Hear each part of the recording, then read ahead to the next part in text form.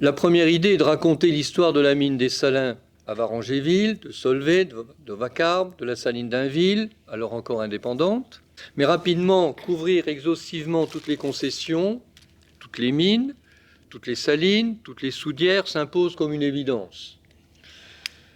Le défi est d'ampleur. Retrouver et reconstruire le sous-sol de toutes les concessions, retrouver et expliquer les images des salines, des usines successives, retrouver et organiser des témoignages des acteurs apparaissent des tâches monumentales mais nécessaires. Alors, merci au BRGM et à sa base de données Infoterre pour toutes les données qui ont permis de reconstruire les coupes géologiques de l'ouvrage.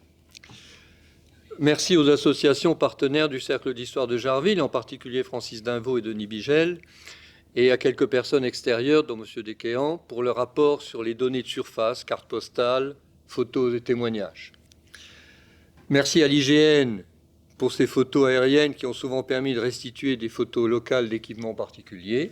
Et c'est ainsi qu'après quelques milliers d'heures de travail de Patrick, de correction, de réécriture, après la souscription de 200 fervents clients, l'aide financière des mécènes, ce livre a vu le jour et est au centre aujourd'hui de cette conférence de presse. Le livre que vous avez, qui a été écrit, donc on localise les endroits où le sel a été exploité sur les concessions, on localise le profil géologique, les coupes géologiques, et à quelle profondeur le sel a été extrait, à quel niveau de profondeur donc les puits de dissolution ont été réalisés, de manière à conserver donc, des traces, alors que la plupart des personnes ignorent complètement, même à côté de chez elles, qu'il y a eu des puits de dissolution et qu'il existe des cavités.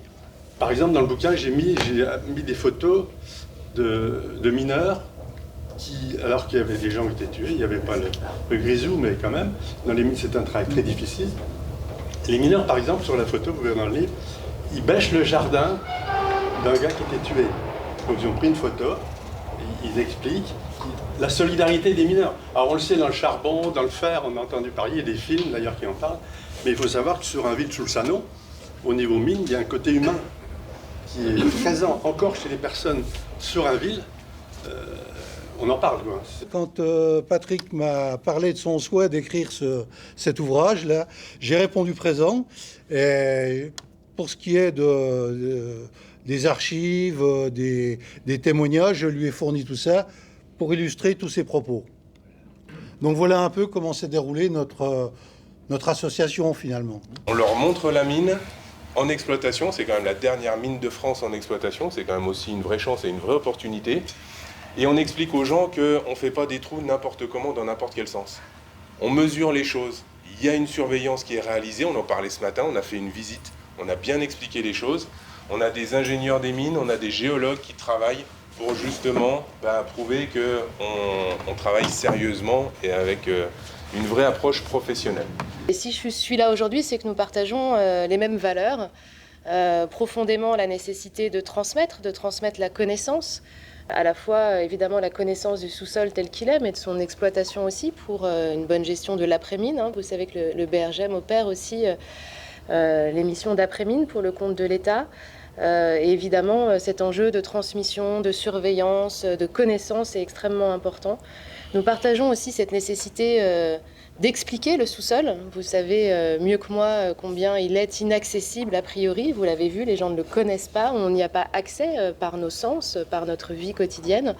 Seul le truchement des industriels, des scientifiques, des exploitants nous permettent d'en comprendre le fonctionnement et la nature. Et nous avons ce devoir collectif de continuer à l'expliquer pour pas qu'il fasse peur, mais pour y donner accès. Et puis, nous avons aussi cette valeur commune de l'excellence que j'ai pu observer à travers les propos que vous avez présentés, qui étaient extraordinairement précis, excellents, avec un savoir et une science très, très profonde. Alors pourquoi maintenant ? Et pourquoi maintenant, je crois, les enjeux du sous-sol reviennent sur le devant de la scène. Vous savez qu'on se réinterroge au niveau national sur l'éventualité d'une relance minière. Le président de la République a demandé au BRGM de refaire un inventaire des ressources minérales pour aller rechercher des ressources qu'on ne connaît pas, parce qu'on n'est jamais allé les chercher, parce que ce n'était pas celles dont on avait besoin dans l'ère industrielle précédente. Aujourd'hui, on a besoin de nouvelles ressources pour faire face à la transition numérique, écologique, énergétique. On parle beaucoup des terres rares, du lithium, du cobalt, etc. Et donc, dans ce moment très particulier, je crois qu'être ici, à la fois avec cette histoire minière de cette région, très forte, dans le dernier endroit où il existe une mine, finalement, au niveau hexagonal, est très fort aussi dans la nécessité de la transmission de cette culture, de cette interrogation, de cette culture industrielle. Et pour moi, c'était très important d'être là et de partager et souligner l'intérêt et l'importance d'un ouvrage comme le vôtre qui raconte cette histoire du sous-sol et cette histoire industrielle. Merci beaucoup pour ça et merci de m'avoir invité. Alors, maintenant, je vous lis le poème. Sel et terre. Au ventre de la terre, au plus profond du monde, là, sous moi simplement, sous la surface que je caressais de ma paume, sous la terre ombrée de soleil, martelée de pluie, là, oui, là, en creux, au chaud du monde, le sel. De la vie des hommes debout, des hommes espérants, enfant, je mâchais les salicornes du bord de Meurthe, les chambres roses ou grises apportées par mes oncles de la mine, et je savais les galeries, les sondages, les chevalements, les peines, les cris, les râles sous le monde.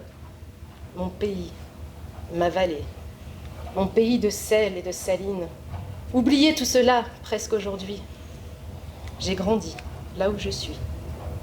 Encore toujours au mieux du midi, du minuit de ma vie. Pays de sel, mon pays, rose-gris de peine et d'or. Mon pays où je suis, je demeure. Je demeure dans les siècles, les débuts, les haleines, des hommes, je suis homme, comme toutes et tous, avant qui ont cherché, trouvé la richesse du ventre, des entrailles, puisable, inépuisable. Étoile gelée entrée sous terre, au loin, les mers mortes, perdues, le sel resté. Merci.